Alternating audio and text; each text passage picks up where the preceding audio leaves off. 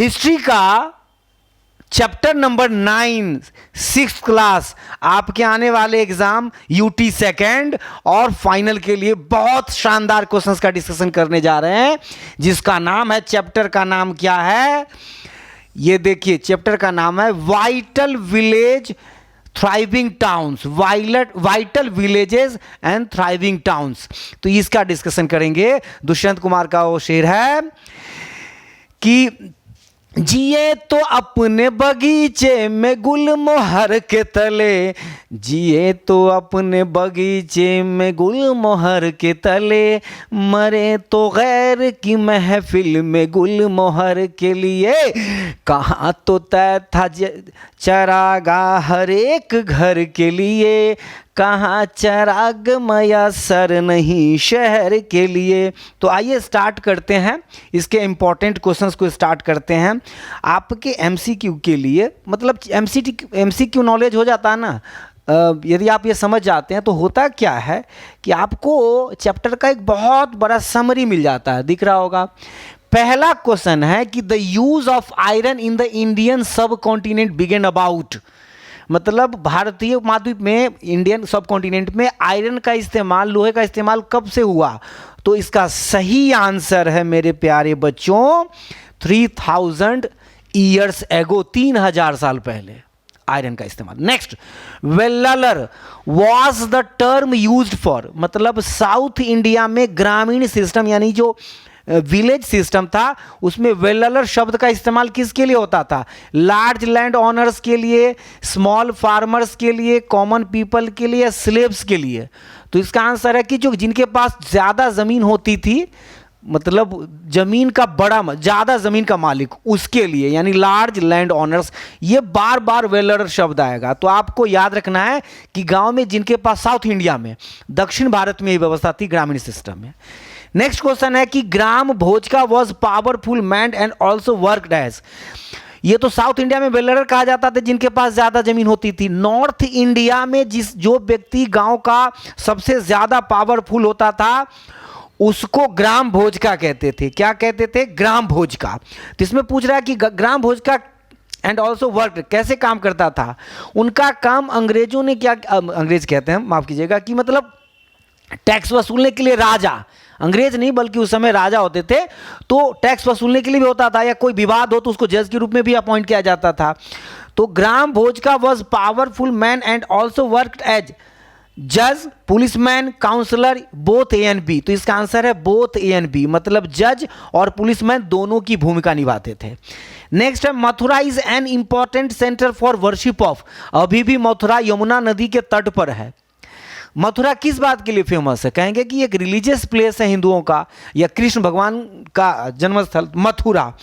एक बार क्या हुआ कि, एक जोक सुनाता हूँ कि एक बार एक बाबा जी जा रहे थे ट्रेन में, इसको लाइटली लेना है, ज़्यादा डिप्थ में नहीं, ट्रेन में जा रहे थे तो बिना टिकट थे, टीटी आया, चेक किया, कहा कि कहाँ जा रहे हैं, तो कह रहा है कि राम के जन्मस्थली जा रहा हूँ। तो आपके पास टिकट नहीं है, तो चलिए पहले कृष्ण का जन्म जहाँ हुआ था वहाँ ले चलते हैं।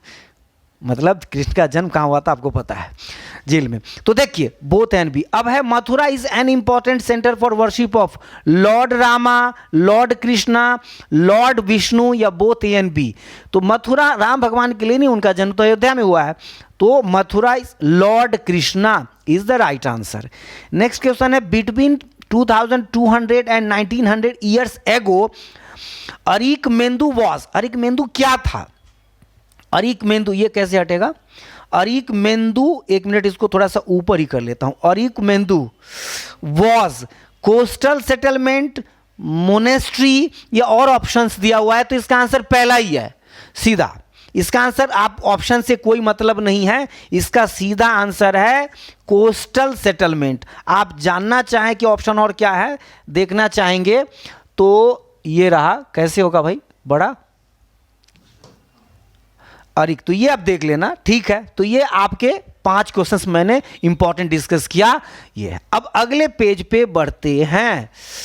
अगले पे, पहले इसको मैं इरेज कर लूं। चलिए, अब है, ये कह रहा है मैच द फॉलोइंग, 4-5 बातें दी गई है, आपको मैच करना है। क्या क्या कह रहा है कि लार्ज लैंड ओनर्स को क्या कहते थे, ऑर्डिनरी प्लाउमैन को क्या कहते थे, और इसके बाद लैंडलेस लेबर्स को क्या कहा जाता था, विलेज हेडमैन कौन होता था, अभी हमने बात किया ना ग्राम भोज का, man women who did not own land को का मैच किससे होगा, tall double handle jars that contained liquids, उसको क्या कहा। इधर है ग्राम भोज का दास कर्मकारा विल्लर और कदाई सियार एंड अधिमाई, मतलब साउथ के वर्ड है तो थोड़ा ये है, और उजावर और एम्फोर, तो ये है। तो सबसे पहले देखते हैं कि ये 5-6 पॉइंट दिया है, इधर भी 6 ए से लेके एफ तक है, कैसे मैच होगा। लिखा है एंड ऑनर्स कौन था,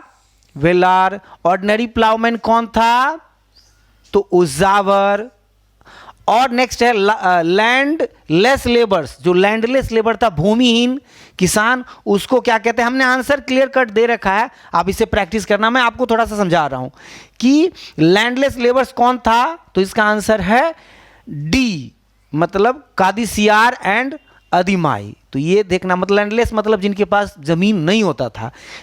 इसके बाद विलेज हेडमैन, आपको मैंने पहले कहा कि ये ग्राम भोज का होता है, ये बार बार आएगा, मतलब वेलालर और ग्राम भोज का, ये 2 शब्द ना आपको इस चैप्टर में बार बार आएगा, इसे पक्का क्वेश्चन आएगा।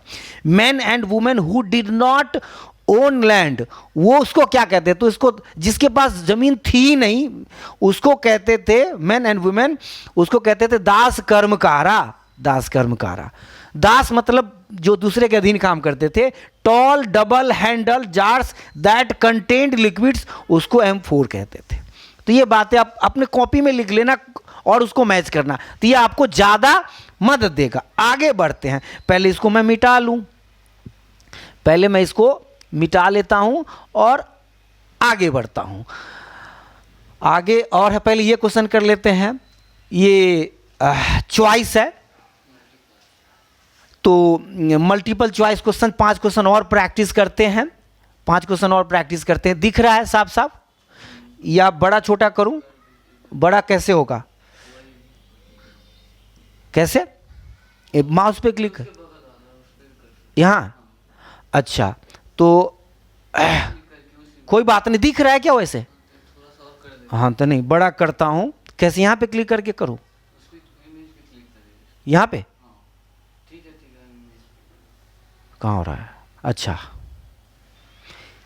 अब दिख रहा होगा, लिख रहा है ये आपके क्वेश्चंस हैं, ध्यान से देख लीजिए। क्या क्या है जी, लिखा हुआ है कि ring wells were used for bathing, washing clothes, irrigation या ड्रेनेज। रिंग वेल्स का इस्तेमाल किसके लिए होता था, रिंग वेल का इस्तेमाल किसके लिए होता था, तो इसका सीधा आंसर आपको देना है ड्रेनेज। इसका आंसर क्या है, ड्रेनेज, ये ध्यान रख लेना है। नेक्स्ट क्वेश्चन है कि punch mark coin was made of, punch mark जो कॉइन थे, सिक्के, उस किस से बने थे, सिल्वर से, गोल्ड से, टिन से या आइवोरी से, तो इसका आंसर है कि सिल्वर से बने हुए थे। ये देख, एक्स्ट्रा क्वेश्चन है, आपको प्रैक्टिस करना है।